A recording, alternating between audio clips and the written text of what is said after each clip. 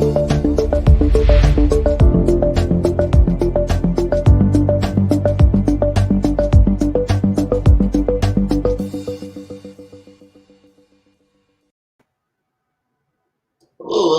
This is the funding CEO, Meta Marvin.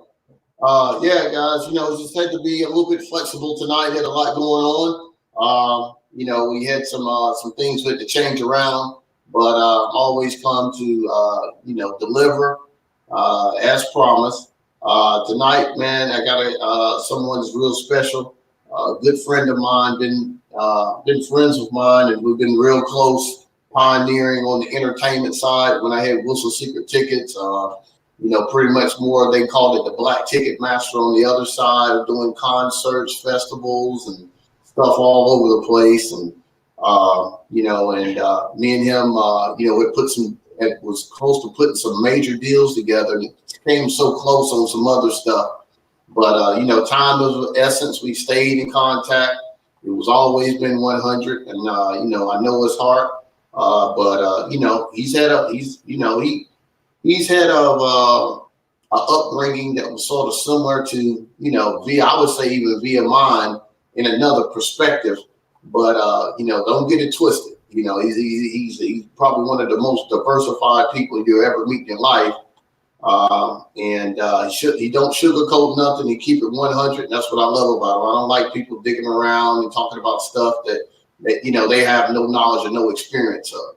So you're about to get the full throttle of what people know as more of via me, being a veteran, been Desert Storm vet.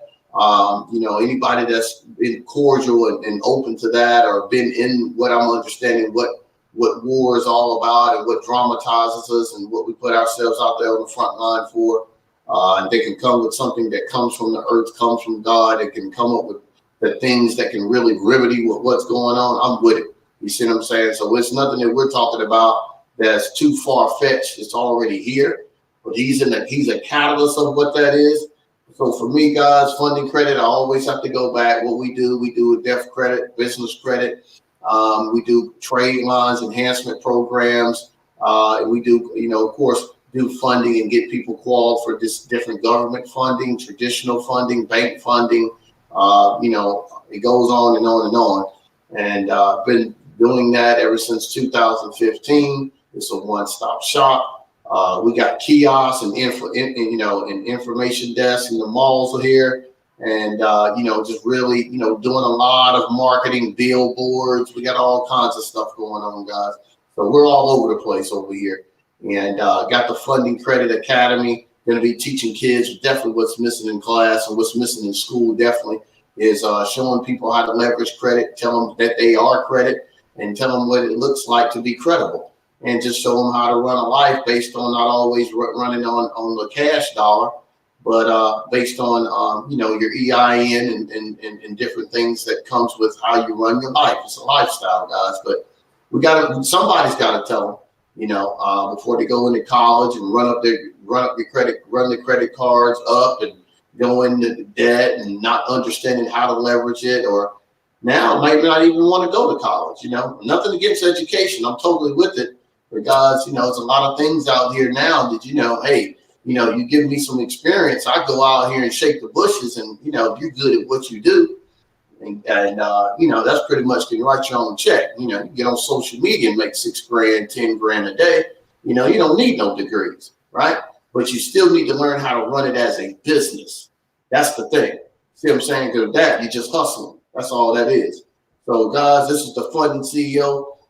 Definitely coming every Thursday. Definitely talking about banking secrets, talking about funding, bringing a lot of interesting people, as I'm talking about as of tonight. Doing business in a big way. I have a nonprofit. This brother has a nonprofit. He's going to tell you a little bit about his background, what he's done, and where he sees it, and the problems that he's solving. Those are real entrepreneurs, guys. Don't matter what you're doing, as long as it's something that you're doing that is solving problems, then people are going to pay for that. You know what I'm saying? Whether it's now or in the future, people are going to pay for it. His name is Big J. Now, by color, he don't look like my brother, but he is. He is me all day, all day. Bring my man on, Big Jake. What's going on, What up, brother? brother? Being blessed. How you What's up? doing, Bubba? No, bless, man. Bless, man. Hey, Big Jake, is that because you're like six something, man? Yeah. I think it may be because I'm 6'6", 380, but Good. we'll see. So Yes, sir. Hey, you know, I told him I had some bodyguards. They didn't believe me, bro. I told them I got them all over the country. You never know. You don't never know what you run into until you run into something. Whoa, there you go. My man. Well, I was telling him, man, it was unique how we met, man. We sort of met through a direct contact.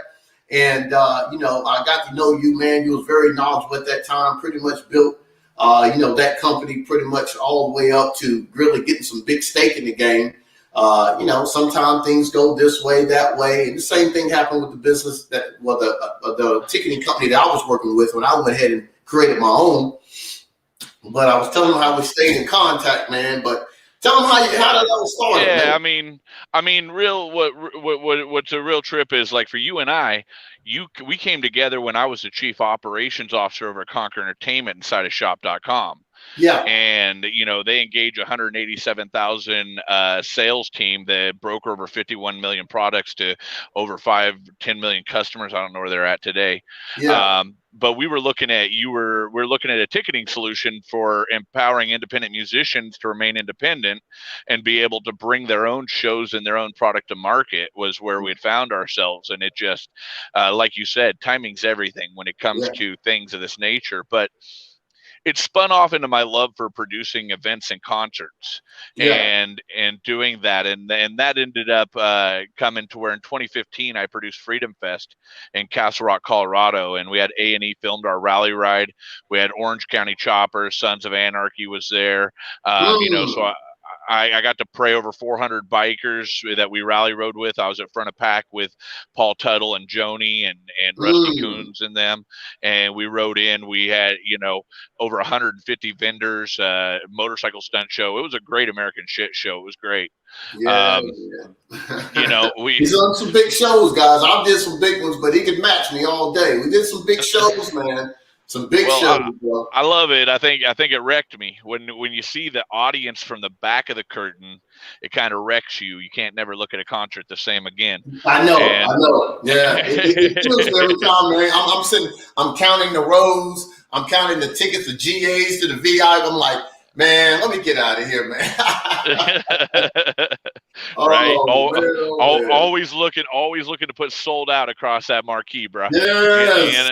And always looking for that sold out across that marquee. But what ended up doing was I was approached by an individual. And I'm not going to use this as a negative, but things didn't work out with the first individual who approached me during that time. They wanted a free booth at my concert event rally. We were doing it for the American Soldier Network and their Not One More campaign.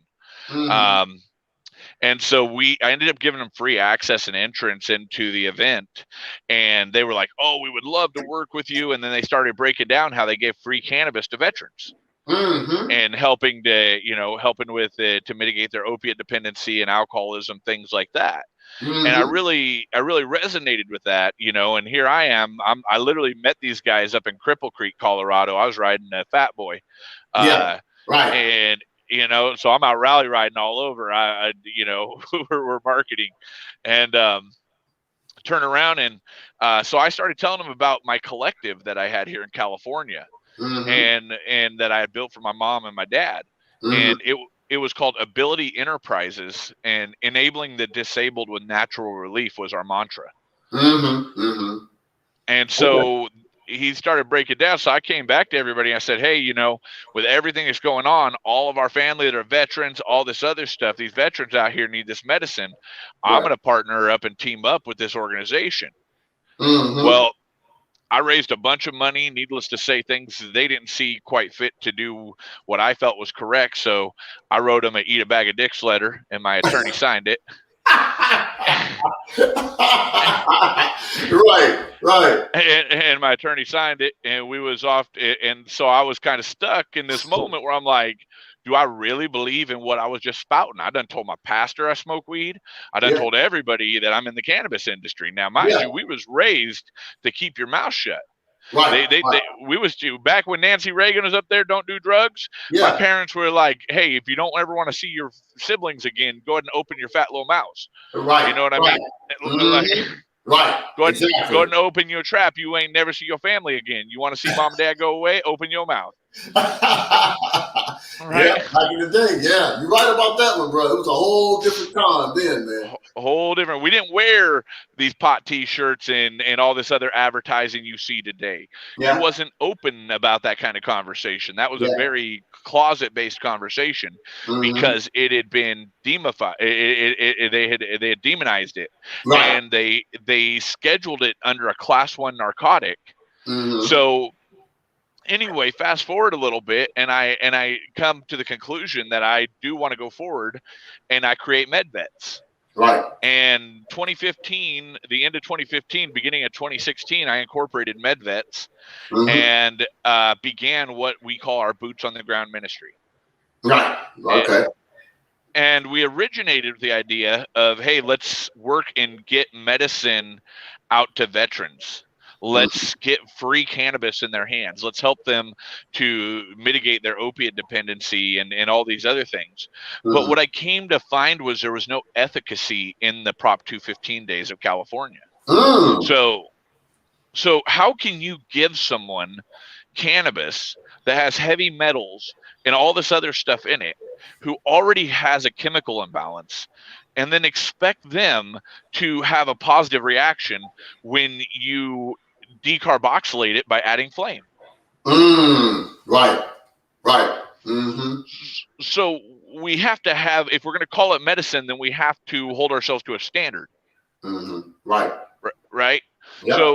So that was one of the first things I noticed. And then one of the things I kept realizing is like, there's no such thing as go hand a veteran a joint and be like, God bless you, suicide prevention, and then cannabis cured the want for suicide. That's not a real thing. Right. That is some happy-go-lucky bullshit that people put out there. Right. That they want everybody to feel good. Like, oh, we threw a big old pop-up event and we made a big to-do of it. You know what happens when that high, those endorphins wear off? Talk to them, Jake. Give them school. Put them back in school, bro. These veterans drop down further because there's no continuity to your brand. There's no continuity to love of what you're doing in a community. So there has to be more. So we started looking and we said, well, what is it? And God kept putting people in our way. God kept placing people in our way that was like, well, this dude needs housing. You want to talk about something that'll make you stress out? You have all the weed in the world, but you're homeless. You're going to be stressed. Right.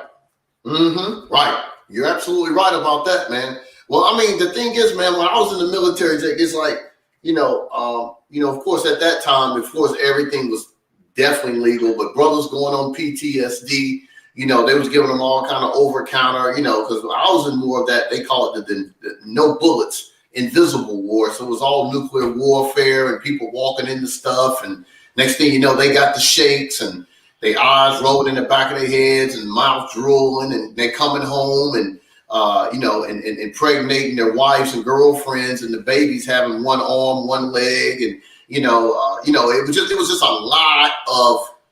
It's crazy. All that toxicity. It was a lot of spillover, bro. It was a lot of dramatized people because it was something that we've never seen before. You know what I'm saying? It was like it was no bullets. It was just like.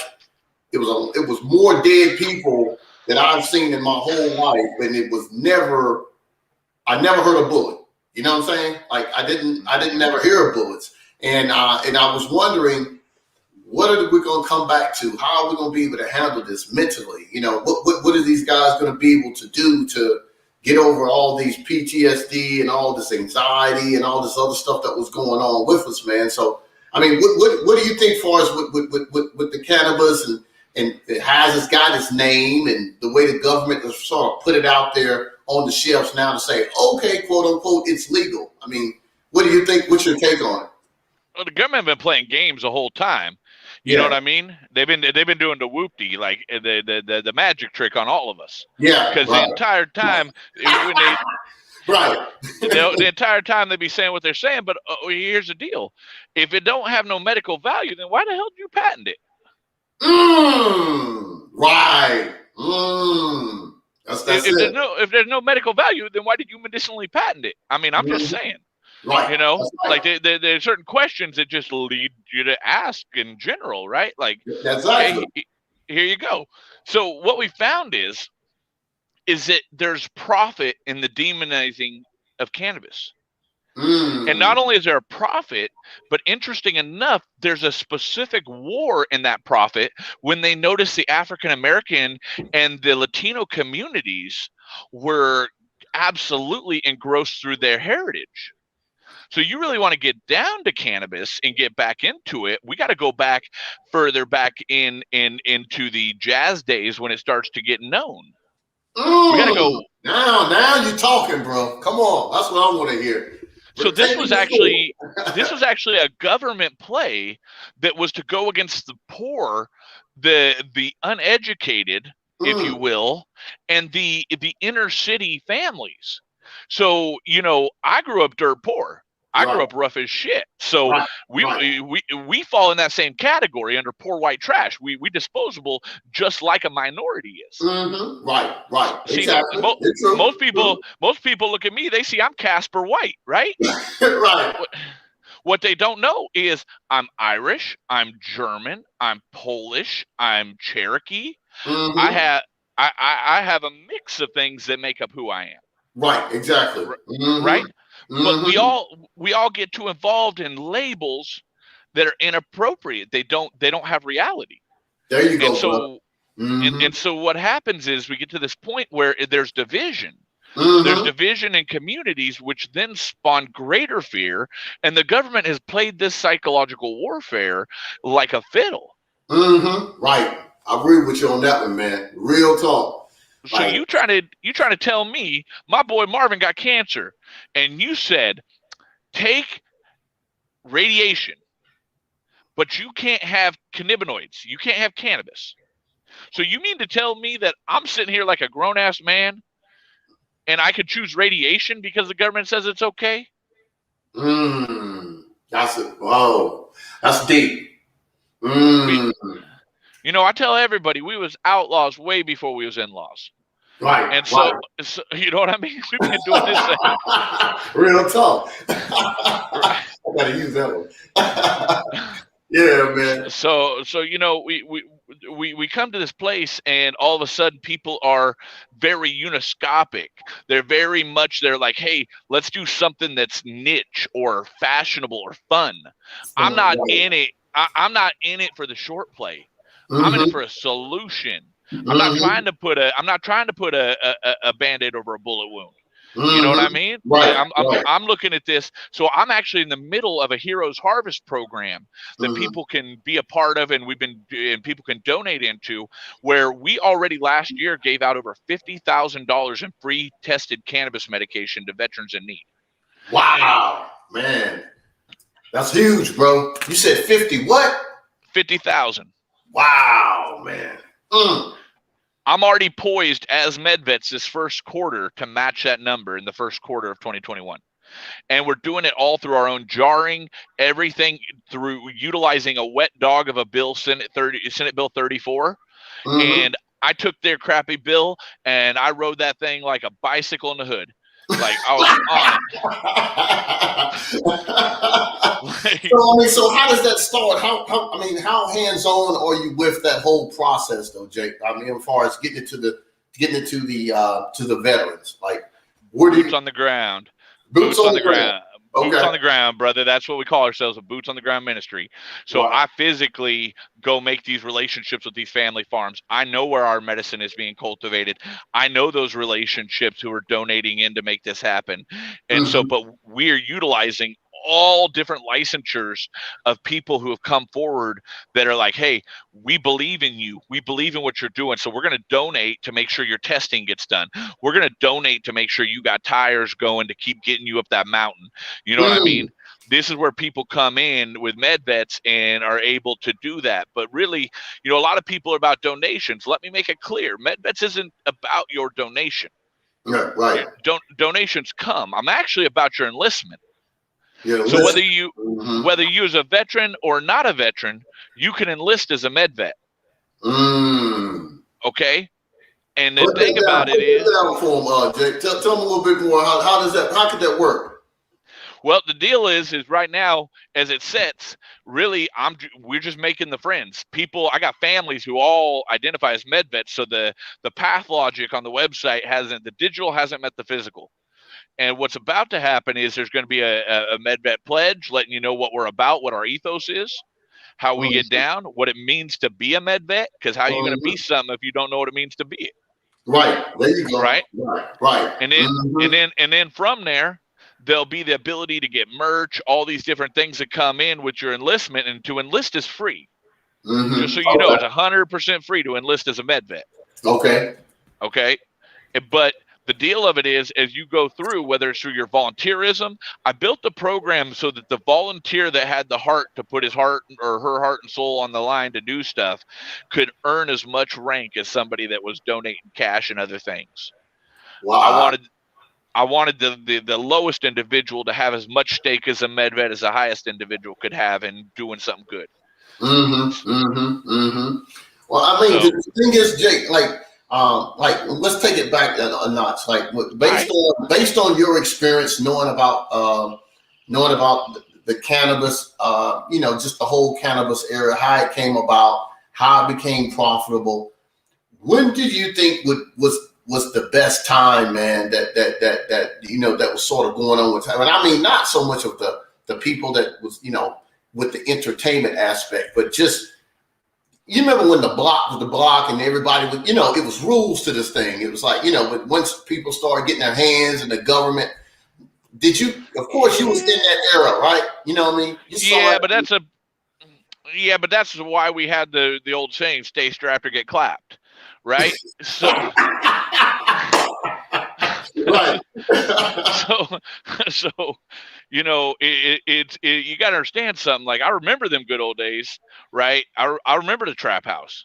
Yeah. The problem is you went to the same person who's selling blow, selling meth, selling pills, selling selling whatever they were selling to get your weed, because the cannabis carried the same felony as the heroin. Wow. Man, that is a huge point, bro. Oh man. Listen, man, I'm telling you, man, I've seen a lot of guys that I went up with, man, and not saying it was right or wrong, whatever, but in the government's eyes, it was wrong. Man, these guys was getting lifetime charges, man, for weed. They were getting more time from someone going out there killing somebody's mom, and they would get more time for weed than they would killing somebody's mom, man. I mean, it's crazy. Yeah, and there's organizations out there right now that are fighting to help free those prisoners right now. I heard about stuff. They even bought this one. They bought this one homie a house. He got out of prison and he didn't have a pot to piss in because his whole life got thrown away. So they raised funding and got him a house. Wow. And like, if you're gonna do that kind of stuff, like if you doing real things, and I can't even knock you. Like, I got to get behind you. Right. If I see your money really getting there and it ain't getting eaten up in your pocket to where you're all a bunch of fat heads, and like, people get too much. You don't ever see the results. That's the biggest thing about what we're about. We're about results. We're result driven. So, I looked at this and I said, well, how are we gonna do this? Right. How are we gonna face this problem in our own way? How are we gonna make our mark, right? As MedVets in our ministry. Right. We are community based. So I believe in a thing called community threading. One of my mentors used to call it stone soup. Stone soup. Yep. And it's, if you look at us all like a fabric in a community, you can weave an amazing tapestry with the individuals. And you can get a lot of things done that not necessarily take money. Right.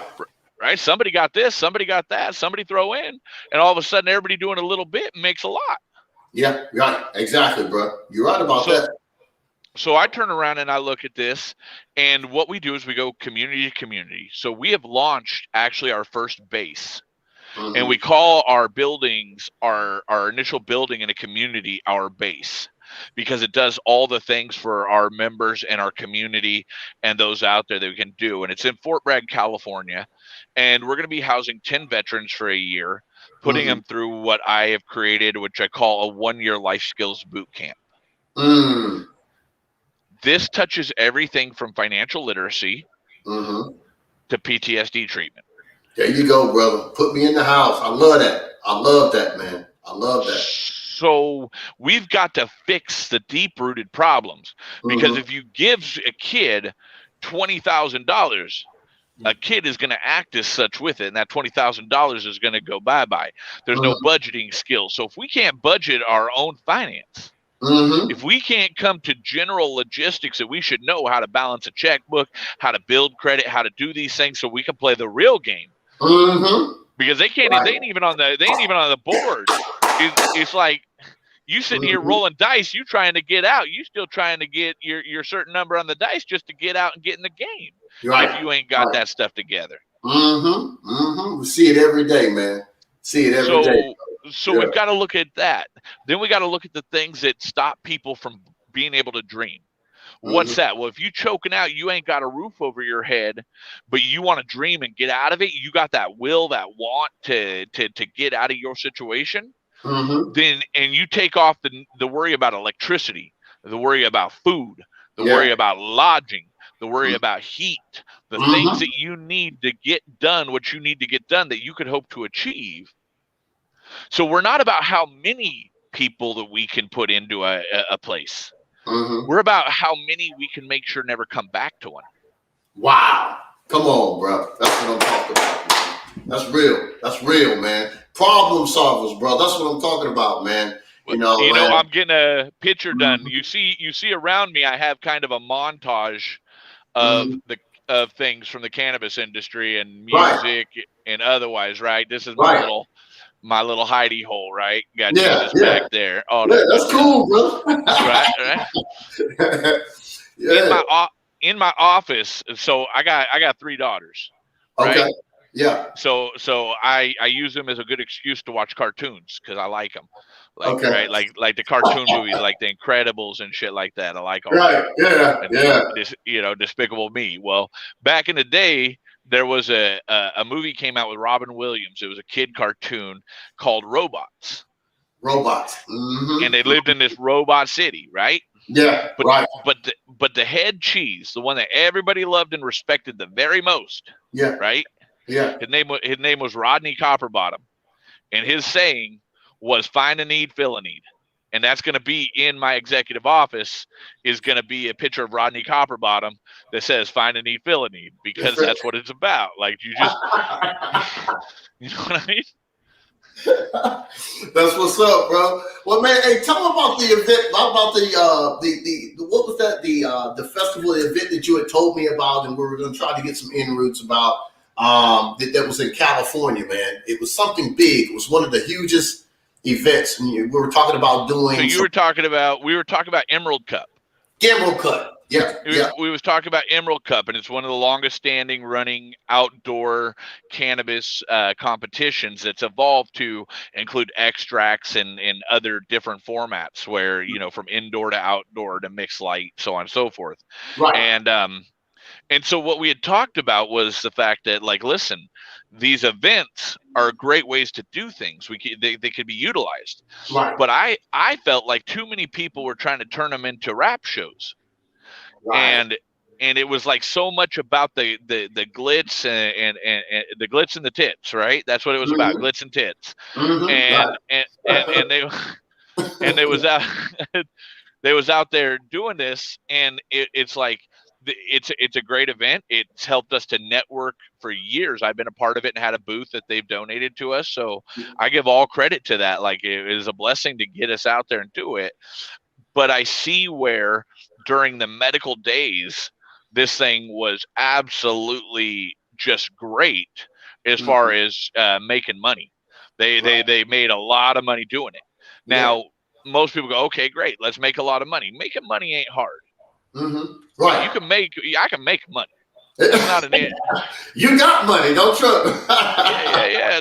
It is what it is. But I've also, but hey, like Paul, I've been a bound and a base. Right. You know what I There you mean? go. Right. You know what I Yeah. mean? So like I know how to trust God in all situations. There you go, bro. So, so to me, when I say out loud, I can make a lot of money, my mind automatically go back to we can help hella people if we make extra money. Yeah. We can do some more cool shit. That's what it's all about, bro. That's what it's all about, man. We can be more creative, more powerful in our space and duplicate ourselves and make people, man, and help people, man. I mean, there's one thing that I always told people, man, and I get that from one of my mentors. He says, Marvin, I'm going to tell you something. The worst thing that you can do for a poor person is be another one. You see what I'm saying? You see what I'm saying? Because you can't. How can you help anybody when you're in the same situation that they're in? You know, love is love. Hey, the body can't live if the head dies. Right. Exactly. There you know go. What I mean? Right. You know, right. I respect that 100%. And so to me, I'm an entrepreneur first and foremost. Yep. So I'm always an entrepreneur. So that's why I work with for-profit companies. Yep. I go, how can I as a nonprofit help you as a for-profit? And I'm very open. I tell my CPA straight up, I'm like, I want to be audited every single year. I want to be audited by the IRS every year. I want to pay you well for it. And I want to find out how to give them the very least amount I can give them to mess it up. Big J, hot money. That's what I'm talking about, man. Woo, man. I'd rather pay all y'all than give it to them to go create some stupid agency based on my overflow. Yeah, like that ain't we ain't playing with that game here. Yeah, so right. When hey, Big J's coming by way, guys. I mean, he's 3 hours. I'm on the East Coast. It's my man. He's on the West Coast. He's out in Cali. About where parts you are, man. You don't have to give him the exact part, but you can tell me exactly what area you in. I'm right up in the Emerald Triangle, bro. I'm in the heart of it. I'm in the heart of the Mecca of cannabis, bro. Well, right there. He's in the triangle, bro. I'm right there. Don't go up in there. You don't know where you're going. Don't go up there. Nah, yes, sir. Don't show up. So I got a video. We just actually released a docu-series that we started with my production company. My business partner's British, and it's called Jog On Productions. And over Britain, jog on means jog on. Oh, you know what I mean? Okay. Jog on, right? Yeah, right.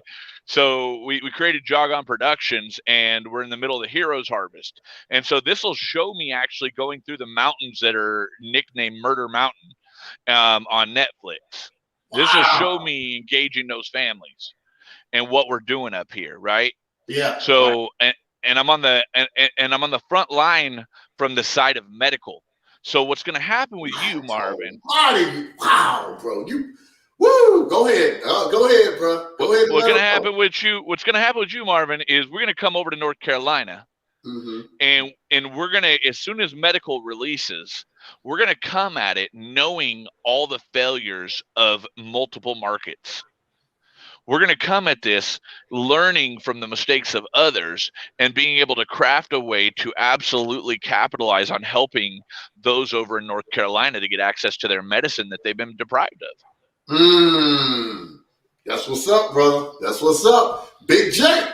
Real, bro. That's my man. So this is my my medical instrument. Right? My medical instrument. That's it, bro. That's it. Yeah. The little Blaze One custom piece, right? So, hey man, so let me ask you something, man. How vast is this Emerald Point, man? Like how many miles are we talking about, bro? Like we're talking about, imagine give you an understanding. Like imagine probably the actual Emerald Triangle is 3 counties deep. Okay. So that is Mendocino, Humboldt, and Trinity. Okay. So that's the true Emerald Triangle. Okay. Right. And actually it's set out where now we have terroir. So we have Appalachia now, and you understand Appalachia. If from your guys' side, you understand Appalachia. So we had, Yep. So we now have that with Emerald Triangle, Mendocino County, Humboldt County, Trinity County. You cannot claim that your cannabis comes from these regions. You cannot say Emerald Triangle. You cannot say these things upon your packaging if you ain't from our region. Wow. Wow. Right. That's what's up. So I'm in the heartbeat of cannabis globally. Globally. Wow. He didn't say it wasn't. He didn't say nothing about domestic, did he? He didn't say United States. He said world. Yeah, because the world is doing greater research in Israel and other places in California, but all of them look to California as the godfather of cannabis. What brought the namesake, what brought all this to play, all these other things. And so then you have to get into the understanding that we have to get past the idea of what you used to get at your local dealer and begin to understand the cannabinoid system and the cannabinoid receptors in our body and how they operate. So so for us to be able to come in and know that the market is going to come out and happen and to work with you is going to be a pleasure, because we're literally going to walk in with all of the strengths of the fact that we are known not just by being cannabis, but we're known by everywhere that I start a base as MedVets. That community is taken care of because of all the things we do, including cannabis. Right. There you go. Right. Yeah. I like that, man. Yeah. So we're different in this way. I'm not trying to compete with Snoop Dogg and Mike Tyson, all this other stuff where they went out and hired someone one day because they got bored and had the money to do it. Right. Exactly. Okay? Because so my deal is very simple. I'm about getting the best cannabis you can possibly get to yourself, whether you use it recreationally, as they like to call it, which I don't believe there's such a thing as, to me, it's like this. If you, at the end of the day, are not an alcoholic and you have a drink to relax yourself and go to sleep, and you go get up to work, you don't beat your wife, you don't got any of these other problems, then God bless you. It's okay. Yeah. It's okay. Right. It's okay.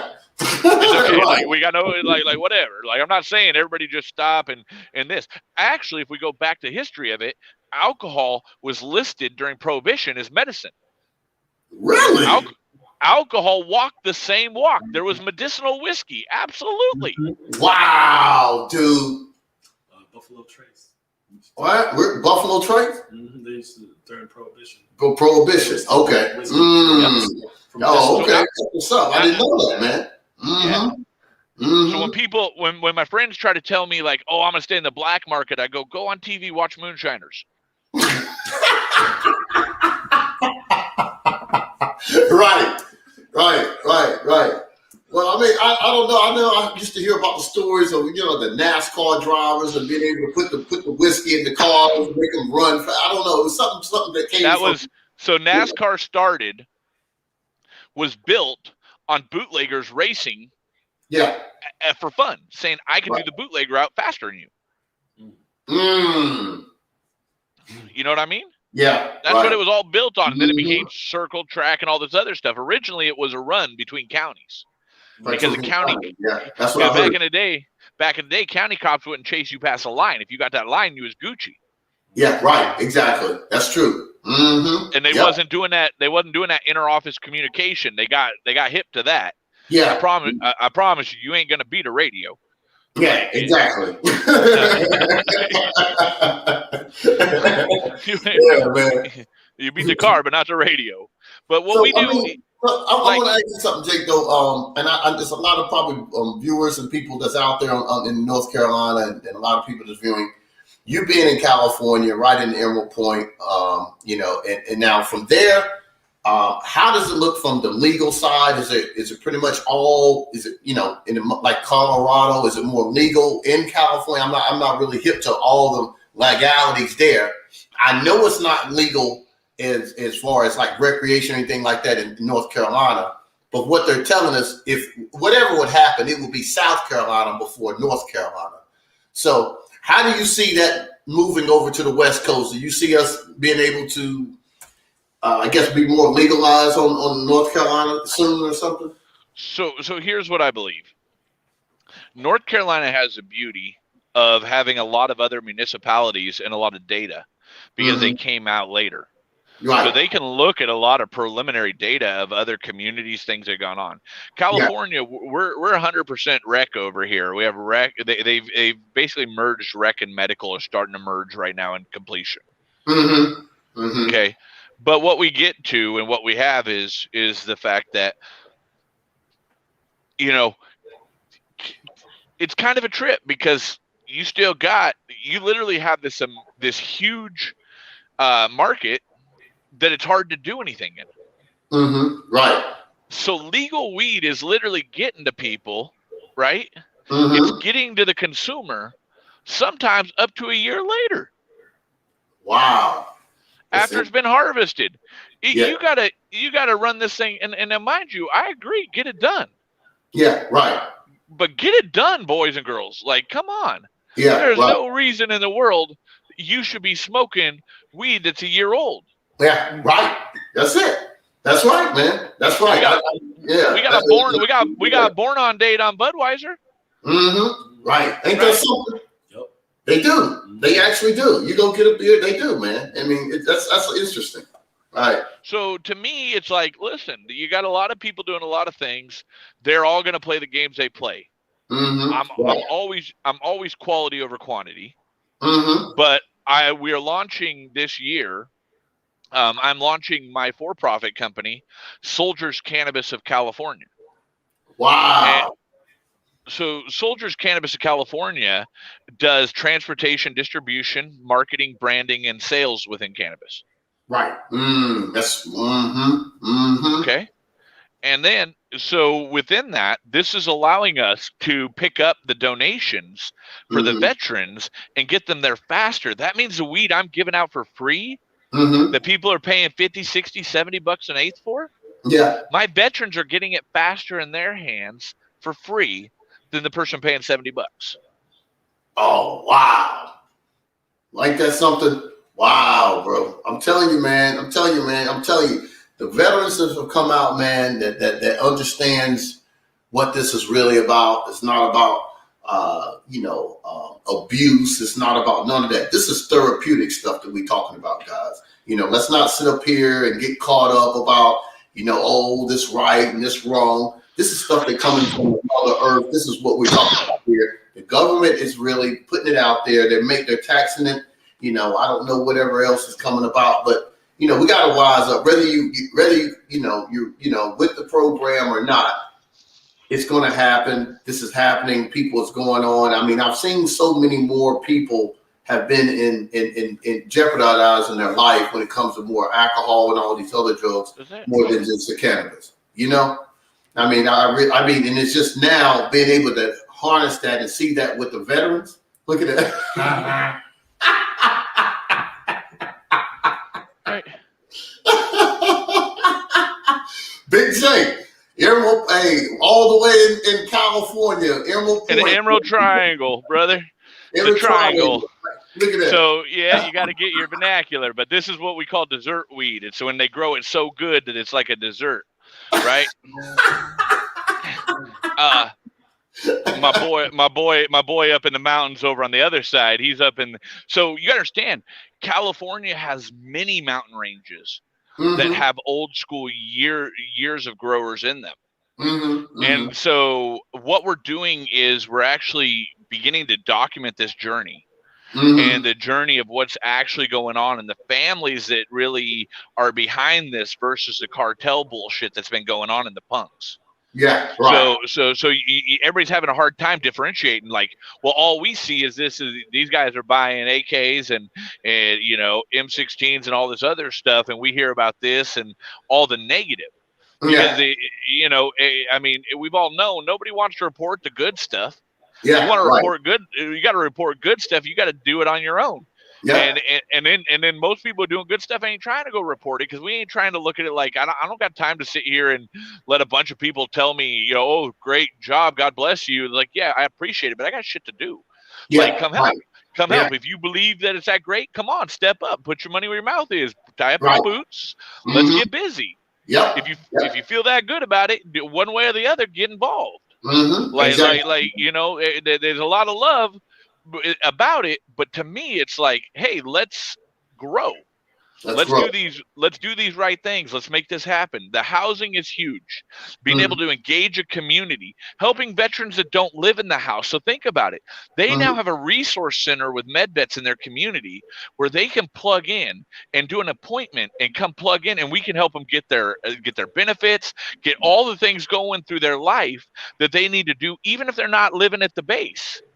So it's not like one of the lucky 10 that get in. No, 10 people that want to take a year and retrain their brain can do this, right? Because what you've done thus far has got you where you're at today, which means we're gonna have to expand our tool bags. Yep. And so right now, as we look at this, and we're doing this from the housing to the education side of it to the people in the community that can come in and plug in. We're already out setting up. We volunteer at the animal shelter. We believe in pet therapy.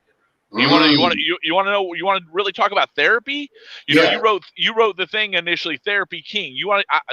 I think we don't talk about suicide prevention. We talk about life promotion. Oh wow, I like that, man. Yeah. Okay. We don't do homeless housing. We do opportunity housing. Opportunity. That's what I'm talking about. I like that language, man. That's what I'm talking about. So the thing about it is that people are here, they'll feel good about it, but no one's going to feel sorry for you. We're going to help you figure out what's going to get you on your feet, wipe up your tears, boy, and we're going to move. That's what I believe in, bro. That's what I believe in, man. I tell you, man, like last October, man, I fed 200, and I always go back to that. I fed 200 homeless people here in this area, man. And that's real. And brought out, we brought out the big, brought out the big boiler, and we had the big quarters and the chickens and the beans and the slaw, and they had a good meal, man. But when I said, hey man, I'm gonna give you guys free credit repair, I'm gonna get you guys cleaned up and get your credit right. And I even told the people that wanted to we donated and was able to get vans to come pick them up and everything to bring them over to the office, man, and get them situated. Out of 250 homeless people, man. And I'm not saying this for all, but out of 250, do you know how many people showed up opposed to how many people gave me an email or call? It was 3 people gave me a call and 1 person showed up out of 250 people, man. So I was that's what you're looking for. You get that one, bro. Yeah. You know what I mean? And I wasn't about the numbers. It was just amazing. It was like a mental, I don't even want to say it, bro. Like, I was like, because it was just like, I felt that I was coming to give some type of help. I felt that I had a solution there. And just for one person, and I know it's just that one person I could help, that meant a lot to me. And I wound up helping him get a job at the hotel downtown. And he really didn't even have to really use my services. He just wanted a job. He was hungry. You know what I'm saying? And that's how I got, man. Because it's like, for me to match my MO and the way I get down. I mean, listen, man. I always come with the solution, and then I always tell people what I done been through, and I try to give them a spiritual solution, stuff that worked for me and stuff that don't change. Because God is no respecter of persons. But listen, if you're gonna come at me weak and you ain't hungry and you don't want this, man, don't even waste my time. And I understand your situation, but the only way you're gonna get out of that situation, you gotta move your feet, man. And I could, one person like showed up, man, and it was I got him a job, man. He came up, he got his daughter, he got a baby, he got his daughter, started living with him, man, and his whole life changed, bro. So, that's how it goes, Jake. I mean, we put it out there for them, man. Is that, they gotta match us, man. Well, I'm going to tell you what, brother. You're absolutely right in this, and that's why we say we're a boots on the ground ministry, and it's about the hand up, not the hand out. Yeah. And so, really, when we're looking at what's happening here and what we're getting into and what we can achieve, the therapy side is huge. The therapy side of life promotion is huge because, for me, there's a lot of things that are really therapeutic. Right. And this is kind of the unique thing about this. Everything that I do all stems from a place of being a big kid. right? Mm-hmm. So I'm like, this is all stuff sounds like I would have fun, which means I would feel better about my life and my day, which means I would be less likely to be upset enough to want to commit suicide or anything else, right? Right. And so I like my dog. So Mm-hmm. we volunteer down, instead of doing a whole big old program and recreating a wheel, we volunteer in our community at the animal Mm-hmm. shelters. Yeah. We go down and donate them food and stuff like that and do that kind of stuff, right? Yeah. And then I like fishing. Yeah. Fishing is therapeutic. Yeah. So we do fishing therapy. Yeah. And so Mm-hmm. I'm connecting up with charter boats off the ocean right now, where we're going to be able to take these veterans out and take them out for a free fishing trip on the ocean. Oh man, that's beautiful, bro. That's beautiful, man. That's what's And up. then and Mm-hmm. then you turn around and it's like, look, what else are we looking at? And you go, okay, well, how else do we want to help as MedVets? What else do we want to do? Well, we want to feed the homeless. We Mm-hmm. want to do it. So once a month, we're going to have a food truck out there feeding the homeless just across from the Coast Guard base. Oh man, that's huge, bro. And what we're going to do is we're going to use that, because we're going to use that to find cool people that really want more out of life. Now, Mm-hmm. MedVets ain't necessarily saying we're the solution. Right. Okay. Right. Let me be very clear. I'm okay not being the solution. Mm-hmm. I'm okay finding you the solution and me not being it, if it works Yeah, out right. that way. Either way, Mm-hmm. right? Either way. I'm Mm-hmm. not attached to the credit like that Right. way, Right. right? So the deal of it is that as we go do these things, that was a piece I said I wanted to engage. The other piece is that we actually are creating a youth entrepreneurship program. Mm. And we're going to be working with the middle school and the high schoolers, and I'm creating a program, and this is right now in the works of happening, that will allow a child to actually earn their own franchise food truck off of our commercial kitchen. Oh man, bro, you working, brother. You putting it out there, man. I'm telling you. See, this is the thing. This is why I wanted to sort of, it branches off of people that feel that they know something, or they put something in a box and be like, oh man, that's not. Listen, man. People, do your homework before you criticize or before you try to assume or try to put people in a box and say it's right or wrong. There's people out here that's doing good, that's got a heart. So you start looking at all this stuff, and people, well, I told people, I'm gonna tell you something. People that's out here that's really hurting, and the lonely people, is the people that get emotional off the wrong stuff, man. You know what I'm saying? You need to pick yourself up and start thinking of yourself as bigger and doing bigger things, because you're wasting people's time. Like me, I say, just don't waste my time, because it's like, a brother like me, I could go out to Big Jake.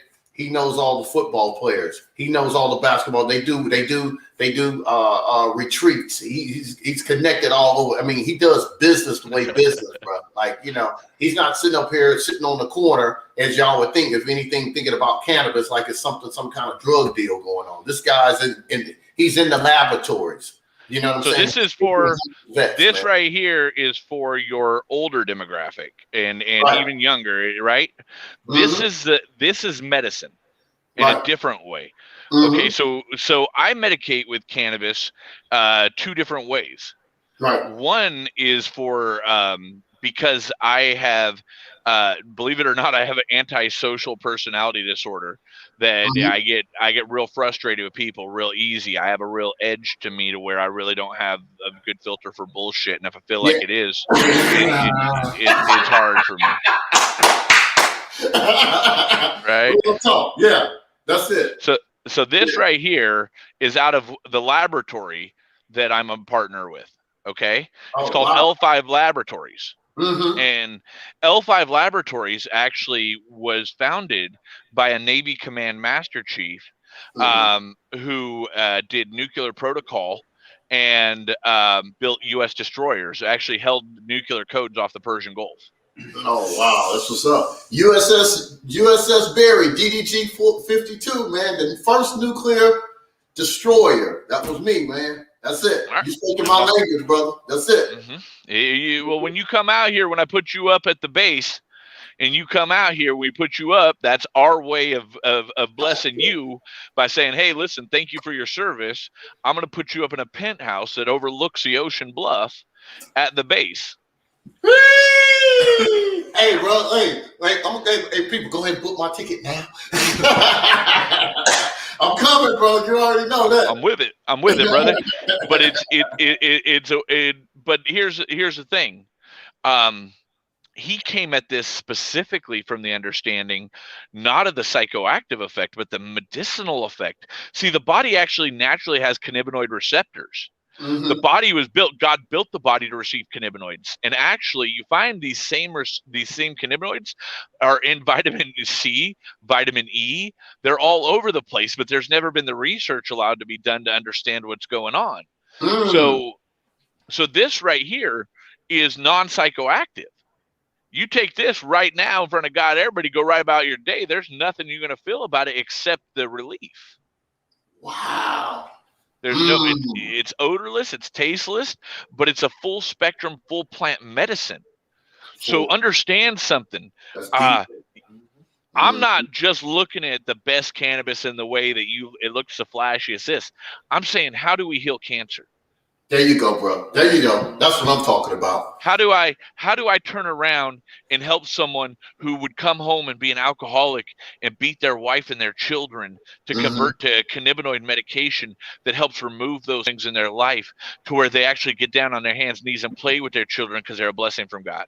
Oh man, come on! Now you're talking. How do you take the grandmas that come to me in church and open up and go, Big Jake, I got all these pills, Big Jake. What you got for me? Right? I got grandma's on gummies, bud. Like it's that's it though. Yeah.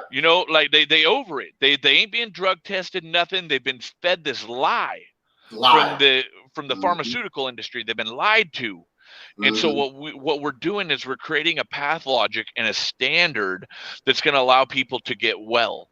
And whether it's from simple things in life, and whether it's just to take the edge off, and for you, smoking that joint or taking that tincture is the equivalent of having a cocktail, or whether it's all the way to the fact that you have multiple injuries, or you have rheumatoid arthritis, you have gout, you have all these things that they've told you medically, pharmaceutically, that can never be healed. Oh, we can't help you. We can't help you. No, you can't help me. You're just trying to keep me alive till I die. Yeah, you playing games with me. You let me die and shock me back to life. You are not my friend. You are a liar. You are a narcissist. Get out of my face. You know what I mean? Like, no. What I want to do is get into preventative medicine. Our medical advisor, Dr. William Courtney, actually is one of the renowned scientists and one of the godfathers of cannabis. And he talks about whole plant juicing, where you actually juice the whole plant with vegetables and you drink it as a dietary supplement to make your body well and to keep you well. Wow, dude. Man, listen. Man, hey, is anything information on him? Does he have a book or somewhere that people can look him up or something like that? I'm gonna shoot you a video to that. I'll shoot you some links to some stuff. Okay. Like I said, I'm gonna shoot you the links to the docu-series that we're getting ready to release on our YouTube channel. Okay. We've been talking a bunch where we have 3 parts to this docu-series coming out. First one is Outlaws to In-Laws, Heroes Harvest. It's all about the beginning of Senate Bill 34. This is this. We partnered with, check this out. Yeah. What's that? Boveda partnered with us. Right? Oh. Right. And then we have our GMP group too, Orion GMP, making sure that we follow all good manufacturing processes. I call them our snitch group. I tell them. Right. And I'm like, y'all the ones that make sure to keep me honest, right? Like, come on, come with it. Let's do this. I'm down, right? So what we've done is we are continuing to get sponsors and out there getting donations and stuff, but we're filming the journey not per what the sponsors want to see. We're just filming the journey, and the people that I put around me, that I put on. I found Boveda back in the tobacco days because they were on high-end cigars, and they were in the music industry. Boveda is known for your $25,000 guitars to be in the guitar cases. Oh, wow. I didn't know that. Yeah, so they a whole different international player, right? But Mm-hmm. this is what's going on, player. So I'm like, okay, I got tired of throwing tortilla shells in my weed, right? And Right. orange peels and apple peels and things like that, right? Which Mm-hmm. completely and it was to keep it moisture.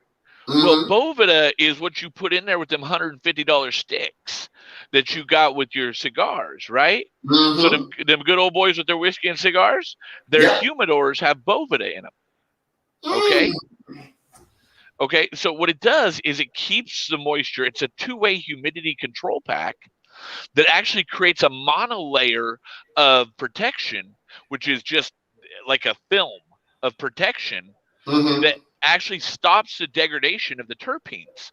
So all the cannabis that we're putting out right now is Mm-hmm. being packaged with Bovida because Bovida donated all of it and has been supporting us through this to make sure that our veterans get the freshest cannabis they can get. Yo, hey, when I tell y'all Big Jake is in the he ain't the game. He's the coach, bro.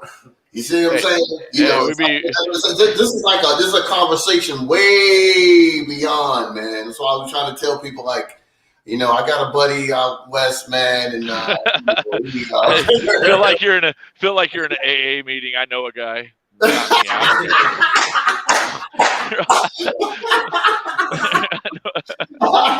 Oh man. You know what I mean? So back on my thing though, Jake, like I've actually hit a whole lot of people out here and they're already, investors, private bankers, people like that. They're trying to look at, hey man, Marvin, have you heard anything about banks that's going to be sort of, getting into, funding, cannabis businesses and things like that? Because there's not a lot of them, but they said there are a few. Have you started seeing a lot of, banks just being a little bit more in partnership and accomplishing, funding cannabis ideas and funding, or is it more private? I don't trust no one. So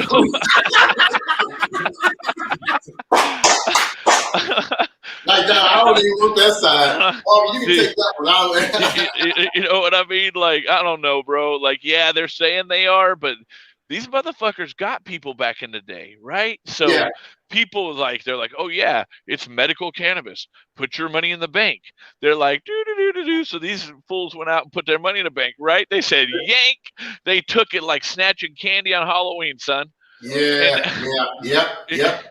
So Mm-hmm. the best bank that I got is my wife. That's how we will keep it right here. Keep Do it what we do right, until right. now, mind you, there is going to be a time, and there are self-funders going to come out. Yeah. And there are people blazing the path, but I'm going to say to anyone out there that's looking at banking in cannabis to just approach with caution. Like, that isn't a industry where I would feel confident putting my trust yet. Yeah, and not to and not to say that there isn't one out there. If there's one out there, gets a hold of me later, God bless them, because I need to find a good one. But it's not. It is what it is. And it is what it is. Yeah. And so we're all making do with the industry. But from the side of investors, the problem that most people are having is that if the people that can write you a good presentation on paper aren't the people that can grow the best weed. They're not the best extractors. They're not the people that can show you it all really nice and pretty on a spreadsheet and all this other stuff aren't usually your good bet. Because what they've done is they've went out and they're banking on the come. A lot of people believe they can do stuff, and they're like, my figures on this piece of paper said I could do this. Yeah. And by all rights, I should be able to. And the market's too young. Yeah. Right. They're treating it like it's a mature alcohol industry market. Yeah. And that it has the room to sustain itself. It's not. It's a burgeoning model. Right. And so what I look at with you and what we're going to do out there with North Carolina area and other places like you, because I got other brothers like you, other places that are like, Big Jake, what up, bro? Like, yeah. Right here, I'm struggling. struggling. Still rough. It's still rough, right? Yeah, man. So the thing that I look at is that your medical market is something that we can actually come into knowing the end game. Your medical market won't last long, and it's going to be a wild west crapshoot for a lot of people, and a lot of people are going to come with a lot of great ideas. And I'm not saying someone ain't going to come up with one makes money. Right. Okay, it'd be asinine to think no one could ever come up with an idea, right? But the truth of the matter is you're going to see more people get burnt. Right. Because if we go back to the original conversation, most of people that were getting cannabis were going to the same place they were getting their blow and their other shit from. Right. This industry is full. It's a den of thieves. It's like the music game, bruh. Yeah, like it is. You got to know. You got to be able to effectively filter through dirt and not get faked out by fool's gold and fool's diamonds. Yeah. And I'll be honest with you, though, Jay. I believe every industry that I've got, even in this financial, bro, you got to go through them bad apples, man. They ain't everywhere. And you gotta be able to. You gotta know, like if you've been around the music game long enough, and somebody comes spitting at you about how they want to produce your record. If you've been raped corporately at least once, once bitten, twice shy. You're like, nah, I don't think I want your 360 deal. Yeah, right. You know what I mean? Yeah. So you got to find the right people who are genuine with it, and that's the hardest part. Yeah. And the reason I grow the way I grow is because I would rather keep quality in play than have. I don't care that I make this amount or that amount. The amount of money I make does not dictate the quality of my life. Right. So. Where somebody else has to make 5 million to be happy, that if I make 5 million, I'm be happy with all the people I get to go help, because I don't need 5 million. There ain't too much more shit I can do. What am I gonna do? How much more? What am I gonna do? Like try to buy myself some more happiness? I'm pretty happy right now. Shit. Yeah. Right. Exactly. Right. There'll be a Harley Davidson and a boat and some other shit maybe down the road. You know what I mean? I miss Harleys are therapeutic. We call that psychotherapy. Go out the ocean. That's saltwater therapy. When you get to come out there, that's what we offering you is some saltwater therapy. Oh yeah, right? I definitely, man. And listen, man, I definitely want to come out and feel those vibes out in Cali, man. And the thing is, man, to be able to be a bridge of information and what you have, and be a catalyst of that when it gets here. How are we going to do this, though, Martin? This is something I want you to ponder now. Since now we're talking, now we're getting real, right? Because things are coming to life. So I want you to ponder this, okay? Okay. You got to remember, I was an outlaw before I was an in-law. Right. And I lived in North Carolina. Right. And I never didn't have my medicine. Okay? Wow. Gotcha. Okay. Now, y'all do whatever you want to do, but right. I'm gonna make sure I get handled, right? So I don't mind. I did end up in the hood in North Carolina. Matter of fact, I freaked out in Miami in the hood too. This dude, you there? Can you hear me? Yeah. I hear you, man. Yeah. All right, so I'm gonna take this off because I just got a call that came in and then it killed my mic thing. So, But anyway, we turn around and this dude come out and he comes out with this little bitty bag like I was buying blow or something, right? Yeah. He was trying to charge us $60. I lost my mind. I still got bigger weed falls on my boot at home than that shit. You gotta be fucked up. Right? Hey man, North Carolina. I forgot, man. You spoiled out there, brother. But the thing is, we about to run out of time, man. With me, you can talk. But listen, bro, tell me what the best thing that can be happening to people that want to get like you said, what you're doing with MedVets,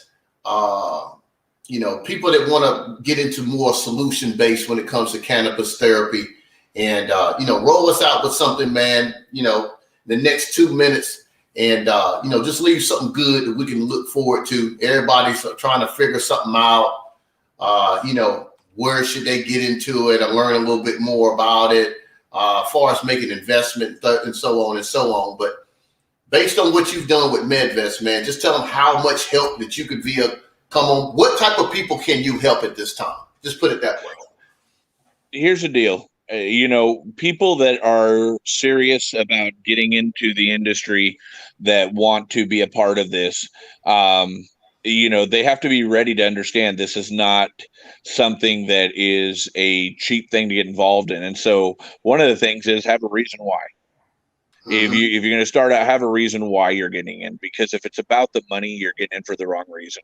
Right. And it's kind of like getting in music. Because if you start right now, you got to have a love for the fact that it's helping someone, because if it gets rough, you're going to be worried about it from just a financial. So it is a market that can make great amounts of money, mm-hmm. but it's going to be volatile for you in the medical market initially. Yeah. And ultimately, what I would say to each person is to, really craft out. Do you want to be a cultivator? Do you want to be this? Do you want to be in that industry? And then from mine and your side, and where I'm coming at, the people I want to help are the people that come back and that their why is truly that, hey, I want to help make my community better with it and because of it. Because right now you guys got so much violence in your area that is attributed to cannabis, but it's not because of cannabis. It's because of the fact that you have to go to unsafe locations to get your medication. And so the fact that they're pushing you into unsafe locations has to be the first stop. Yeah. There has to be access to safe access to medication. And from our side, Martin, how do we then empower others to be involved in it who otherwise wouldn't have a chance? Right. How do we make this a tool for good and start out from that? Because there's going to be everybody that wants to come throw their twist on it. And cannabis will go fast in North Carolina. And the good old boys over there will start to create rules and laws and things that pit it to their advantage. To now, when they spent their whole life saying no to cannabis, they're now going to spend this part of their life turning around and making the most money in front of you and getting you on both ends of it. So if we want to make a difference, then we've got to really set out to do exactly that. And so I don't start with cannabis when I go places. And right now, the model that I'm building and that'll be duplicated is actually where we do the property management of helping, whether it be the city says, hey, we have this amazing property that is, sits vacant and we want you to come and bring MedVets here, or a individual person has something and they go, hey, we want MedVets to start coming out here and helping and doing stuff. When I actually show up on scene, it's because we're going to be helping people. Yeah. It's because we're going to turn around and make sure that we're doing some good stuff. And so that's the start point from me. For someone who wants to get in and says they really want to get in on the front end of the cannabis industry and do it, have definiteness of purpose, know exactly what you want. Right. So that by the time we turn around and if I take a meeting and you guys are spending your money to meet and for me to go over your business plan, then at that point we need to make sure that you're not wasting your money. I don't want to be known for you wasting your money. Right. There you go. And so if you want to get into the industry and you want to research it, you want to do these things, depending on how much you already know means the less we have to do, or the less people I have to pay to find out if you can get licensed, what the rules, what the regulations are. Begin to educate yourself and come up with a plan of it. And then at the end of it, when you have that plan and generally where you're headed, we can turn around and look at it and see if it's viable. Right. Because sometimes models are going to be viable, but they're ahead of their time. And when they're ahead of their time, as much as you want to be ahead of the curve, it's just not the right time for that product to launch. And so you don't want to waste your time either. Man, well, y'all heard it, man. Y'all heard it, brother. This is the guy that, have he speaks fluently and have the information and the protocol of via would be a PhD, a doctor. And he comes across being so knowledgeable about from the A to the Z when you talk about for us therapeutic. He puts God's first. I know his man. I know how he loves his family. I knows how much. I mean, he has his own ministry, guys. You see what I'm saying? But you got to understand, God is not in a point of saying, "Oh, you do this and you this. You're a bad person. This is a bad person." This has come from what you believe in, and you know it's right because that's where it started from, being right, because it came from the right perspective. Okay. So that's where I'm at, guys. I love funding credit. We're all about helping businesses. This is a business. This is my guy, Big Jake. I've been knowing him for years. He's like a brother to me. And he's in the point, man. He's up in Cali. He's making a lot of people, he's saving a lot of people's lives. He's putting up hotels for MedVets to be able to stay while they're going through these processes, getting them off other drugs and then medicating them with the cannabis aspect. He's doing a lot of good stuff, guys. So I know it was a time to definitely sort of open it up a little bit so you guys can understand, business is business. United Snakes of America, United States of America, however you want to put it. They're going to tax it. They're going to tax it. They're going to tax it. Where you at in the game, up to you. So this is what funding credit, this is what we're about, guys. Building businesses, always staying ahead of the curve, future thinkers, solving problems in our communities and the people around us. And this is what it's about. Funding CEO. This you got, Meta Marvin. Big Jake, man. I love you, man. We're going to be talking soon. And now you're going to be seeing me coming out of there, bro. I'm coming out there. Bro. Hey, you already know, brother. Come get it. We're doing it. We ain't going nowhere. All right, come bro. get your money. You do your post. Do one of your things from the top. Do one of your funding credit things from the top so they can chill with you on top of the ocean. All right. That's what it is, brother. I got you, brother. Peace.